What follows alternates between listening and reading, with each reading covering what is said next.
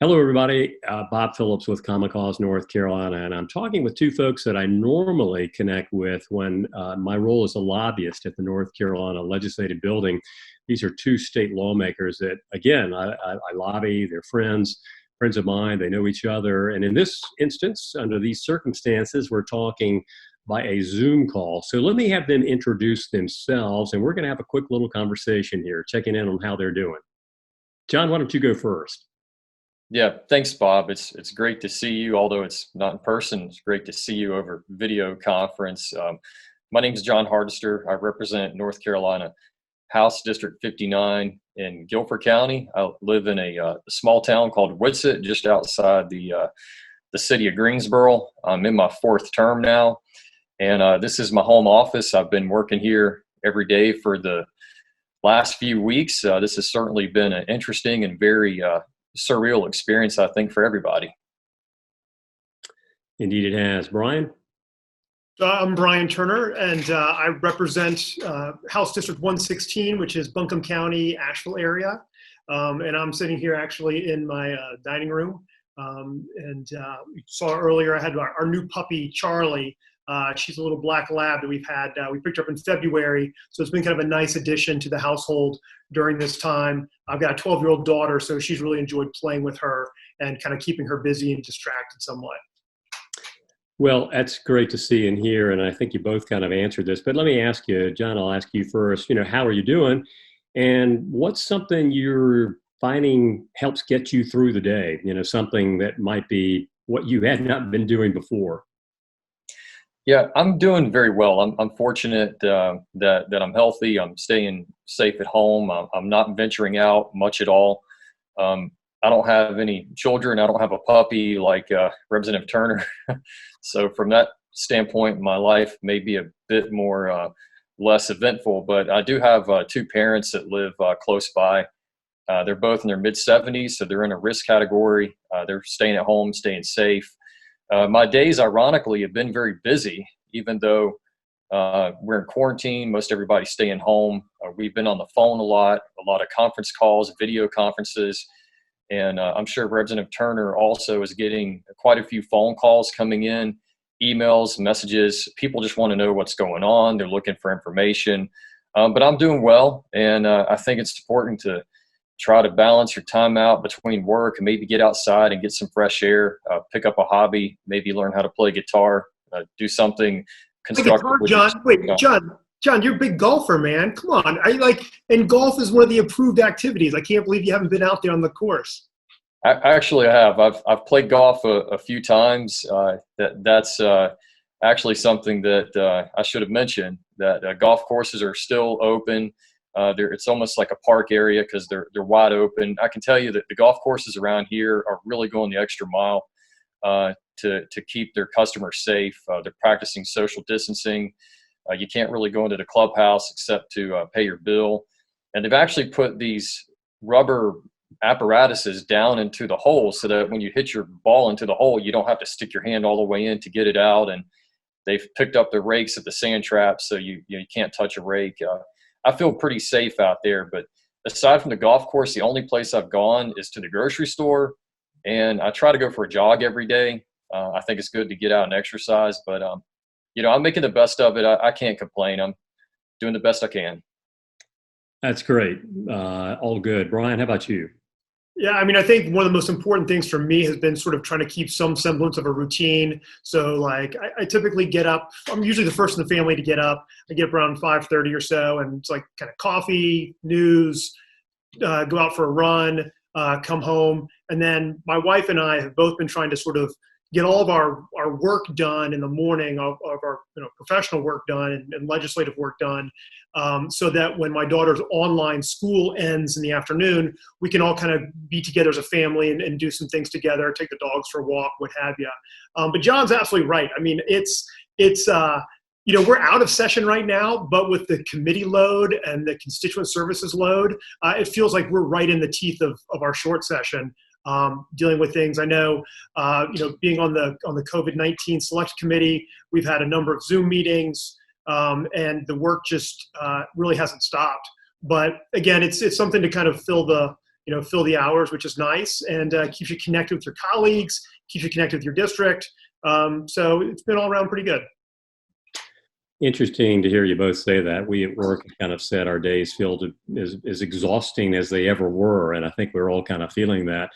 One other thing I wanted to kind of mention, you guys come from different parts of the state, and I'd like for you to just talk a little bit about the situation you're seeing in your respective areas of North Carolina that might be different. And Brian, you're in the western part of the state. Why don't you go first? And maybe there are some things that you see that are, again, unique and different to Western North Carolina as we're all responding to this. Sure. And if you hear that growling off in the background, that's actually our older dog, Maple, wrestling with the puppy, Charlie. But we're really blessed out here in the West that we have access to so many sort of outdoor areas. And so for folks to be able to get outside and do so in a safe way, go out to the national forests, go canoeing down the French Broad River, all things that can be done sort of safely. And to be outside. And being outside, I think, is really important during this time, just for your mental health, for your physical health, and just kind of taking some quiet time. So that's been really something, I think, special about Western North Carolina. But Asheville has the same kind of concerns that any urban area in North Carolina does. But then we're very rural surrounding Asheville. So it's been really kind of an interesting dichotomy dealing with the different communities of rural versus and the urban communities. But I think that one thing I think that we've got in common with folks down in Greensboro and Whitsett and things like that is that we all kind of identify as North Carolinians first. So we're all sort of in it together. And so when I hear about people who are talking to and helping food banks in other communities or sewing masks for hospitals in other areas, it just really makes you feel like, yeah, we may be in different regions, different areas, but we're all still one state. Heartening to see. Jon, I know in a small town, Whitsett, I think of you as the Gate City, Greensboro, Guilford County. I know you represent that too. How about with you in your area? Yeah, so it's very similar, except I would point out that Guilford is the third largest populated area in the state. Of course, I believe Charlotte is number one, then Raleigh. Then, of course, you have the Greensboro area, the Guilford County area. We have the third largest number of COVID-19 cases in the state. We also have a fairly robust hospital network here. Cone Health is our largest provider. Novant is also close by. They're doing a tremendous job responding to the crisis. They're doing a great job preparing in case the crisis were to escalate. We do have parks around here. We do have some parks that are open where folks are getting out to exercise and get some fresh air. And there are a lot of companies that are stepping up to help out and produce medical supplies. In fact, one interesting story is there's a local distillery that has retrofitted their facility to produce hand sanitizer. Oh. And so that's pretty cool. And they're giving that product to local medical providers and first responders and things like that. So it's been great to see everyone work together. I think all branches of government are working together. I've seen the governor's office, General Assembly, DHHS, all coordinated. Private companies are stepping up, and Representative Turner is exactly right. It's you have a dichotomy between some rural parts of the state versus urban, but we're one state and we're all in this together.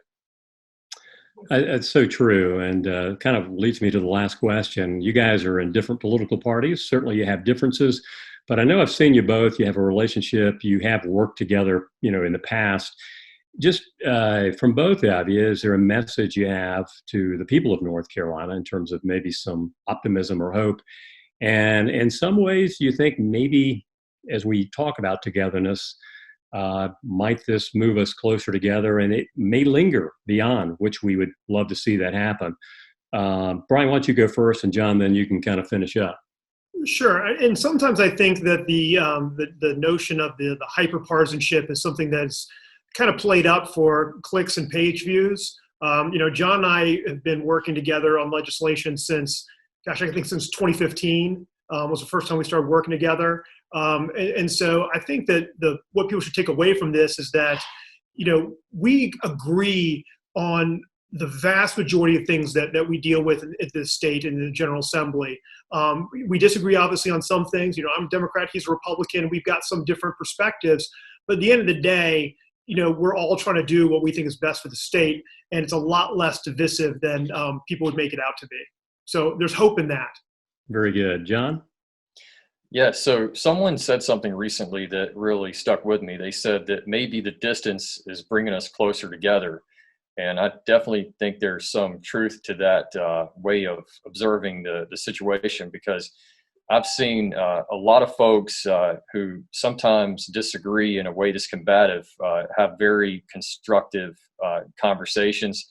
And I think folks are scared, but I think there's also a lot of hope. And I'm seeing a lot of optimism across the board on both sides of the aisle.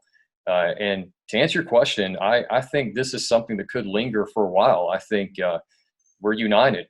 We have a common enemy that we're dealing with.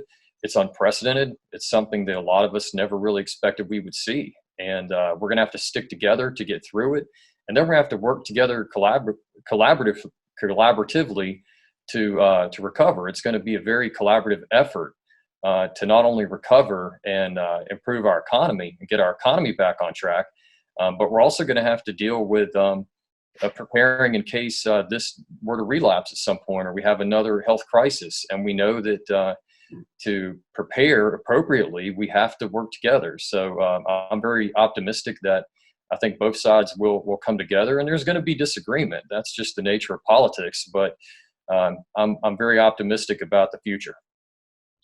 Very good. That's wonderful. I really do appreciate both of you. And let me say, first and foremost, thank you for your service to your constituents and the state of North Carolina, and wishing you and your families the best. We're all in these situations, and as you both have articulated, we're all in this together. And above all, stay safe. And I look forward to when we actually can see each other in Raleigh at the Legislative Building. But again, thank you both. Absolutely. Thank you, Bob. Yeah. Good to see you, Jon.